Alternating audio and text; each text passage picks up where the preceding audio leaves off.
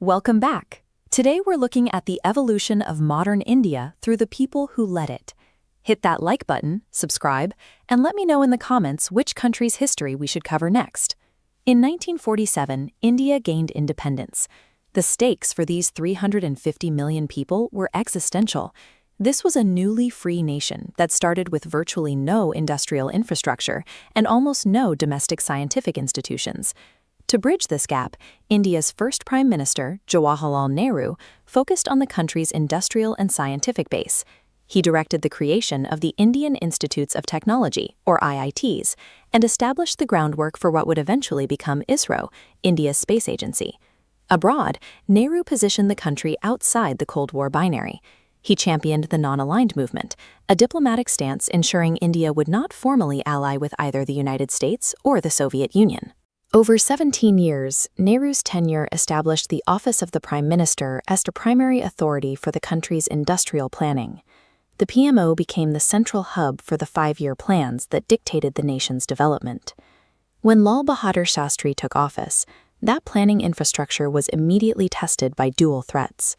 India was pushed into a war with Pakistan in 1965, while simultaneously experiencing severe nationwide food shortages.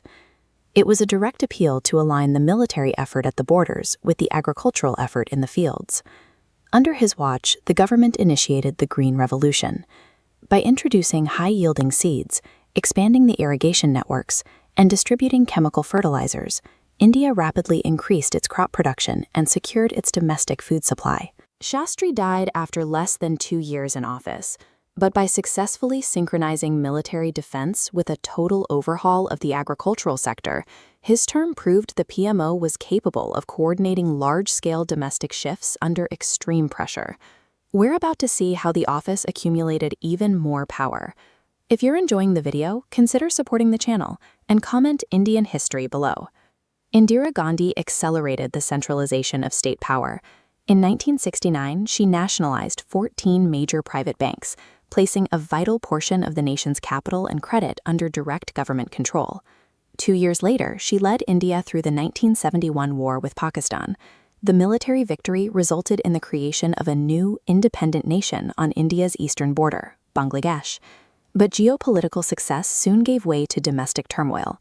Facing political strikes and a court ruling against her election, she declared a national emergency from 1975 to 1977. She suspended civil liberties and jailed political opponents. During this period, the office of the Prime Minister wielded immense authority. It had demonstrated the capacity to help liberate a neighboring nation while simultaneously possessing the power to halt its own democratic processes.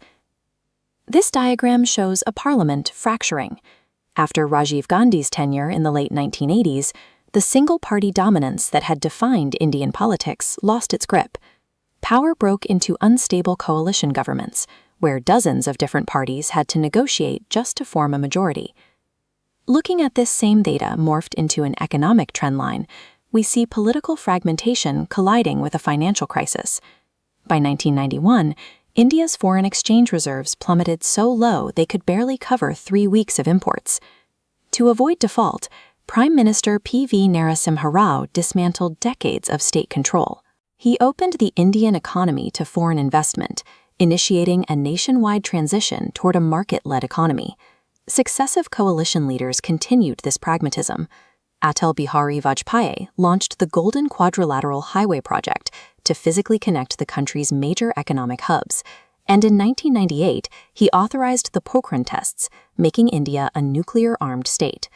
Manmohan Singh followed, managing complex alliances while pushing employment programs like MNREGA, which eventually reached over 50 million rural households. He also negotiated a landmark civil nuclear agreement with the United States. Without the luxury of an absolute parliamentary majority, the Prime Minister's office had to adapt. It evolved from a rigid ideological engine into a pragmatic manager, balancing economic growth with the demands of complex political alliances. That era of mandatory coalition building ended in 2014. Narendra Modi led his party to the first single-party majority in the lower house of parliament in 30 years. With a strong mandate, the government launched logistical and identity campaigns on a continental scale. Initiatives like Digital India and Swachh Bharat aimed to overhaul internet infrastructure and public sanitation for over 1 billion people. This organizational capacity was tested during the COVID-19 pandemic. The government mobilized to administer over 2 billion vaccine doses, executing one of the largest public health drives in human history. Internationally, India leveraged its growing economic weight. This culminated in 2023, when India held the G20 presidency, positioning itself as a central voice for the Global South and global diplomacy. Over 75 years, the Prime Minister's office has moved from managing internal survival and basic industry to driving a globally integrated economic powerhouse. Thanks for watching. Which era of leadership do you think had the biggest impact on India's trajectory? Let me know in the comments below.